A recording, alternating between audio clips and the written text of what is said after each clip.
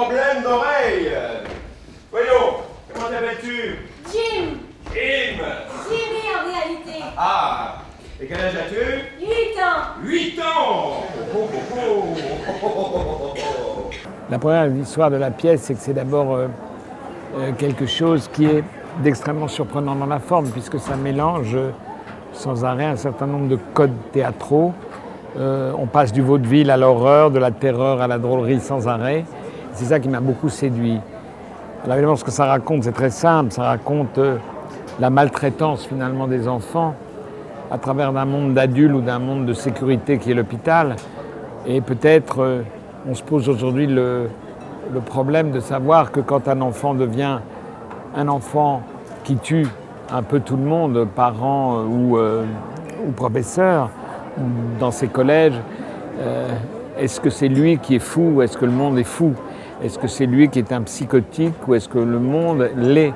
Est-ce qu'on ne jette pas des gens dans des univers tellement difficiles, tellement contraires à l'humain qu'il finit par se défendre pour survivre en éliminant ce monde? C'est-à-dire en gros, est-ce que c'est le garçon qui est impossible ou est-ce que c'est le monde, sa famille, cet hôpital qui l'est? Moi, j'ai 8 ans. Alors que tu es un garçon de 8 ans et cesse de jouer avec mes sentiments comme avec les cubes d'un jeu de construction. Faites pas ça, s'il vous plaît. C'est mon fils. Oui, bien sûr. Pauvre garçon. Cette histoire, évidemment, sur la maltraitance des enfants est quelque chose de très intéressant. Mais ce que je trouve bien, c'est que ça n'a jamais été traité ni dans le pathos, ni dans une espèce de regard très psychologique. Ça a été traité avec cocasserie, drôlerie, une sorte de théâtre de l'absurde et en même temps ça dit des choses très fortes sur la réalité d'aujourd'hui. Et c'est ce mélange des genres qui m'a semblé extrêmement passionnant à essayer de faire passer. Et on a fait un très gros travail de direction d'acteurs et de jeu avec les comédiens. Oui. Pauvre petit garçon innocent. Avec une mère qui te hait et qui aurait préféré que tu ne sois pas né. Tu veux t'asseoir sur mes genoux? Pour mon propre travail et dans ce théâtre, c'est d'être toujours dans un endroit où il y a de l'inattendu, de la surprise, du surprenant, de quelque chose qui n'est pas encore habituel, enfin qui n'est pas devenu habituel.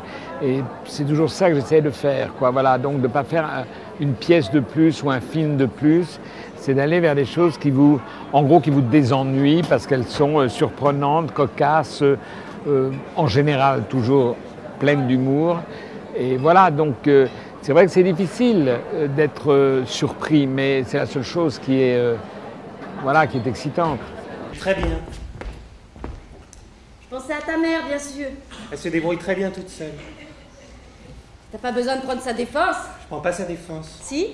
Pourquoi est-ce que je le ferais? C'est pas bien de mentir. Je mens pas. Tu veux t'asseoir sur mes genoux? C'est une pièce qui est pas du tout facile à distribuer.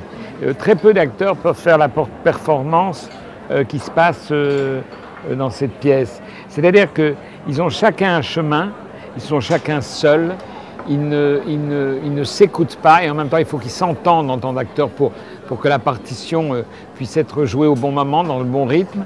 C'est des gens qui, comme on en rencontre beaucoup, sont des gens un peu autistes qui poussent leurs obsessions et leurs fantasmes et leur panique jusqu'au bout sans entendre les choses d'autrui qui pourraient les calmer ou les rassurer. C'est une espèce de... Ces 5 fils de couleurs différentes qu'il faut tricoter pour faire le dessin final. Mais c'est un petit peu un bal des solitudes. J'ai 33 ans, je suis infirmière et célibataire. Et par moments, je me demande si je suis normale.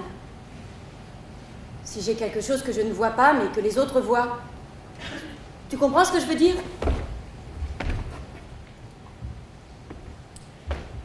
Bien sûr, tu ne comprends pas. Personne ne comprend.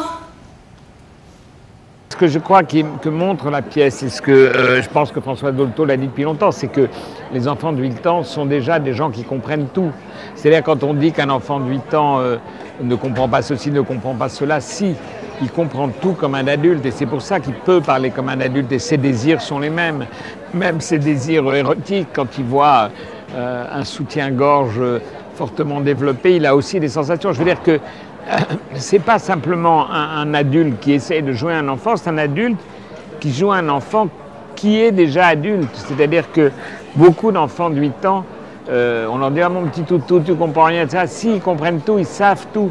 Et c'est de les traiter comme ils devraient être traités, c'est-à-dire de ne pas faire des choses devant eux qui peuvent les dérouter au prétexte qu'ils ne le comprennent pas. Et c'est ce que montre la pièce et ce qui fait que ça n'a rien du tout d'étonnant que ce garçon d'1,90 m et de 36 ans joue un enfant de 8 ans.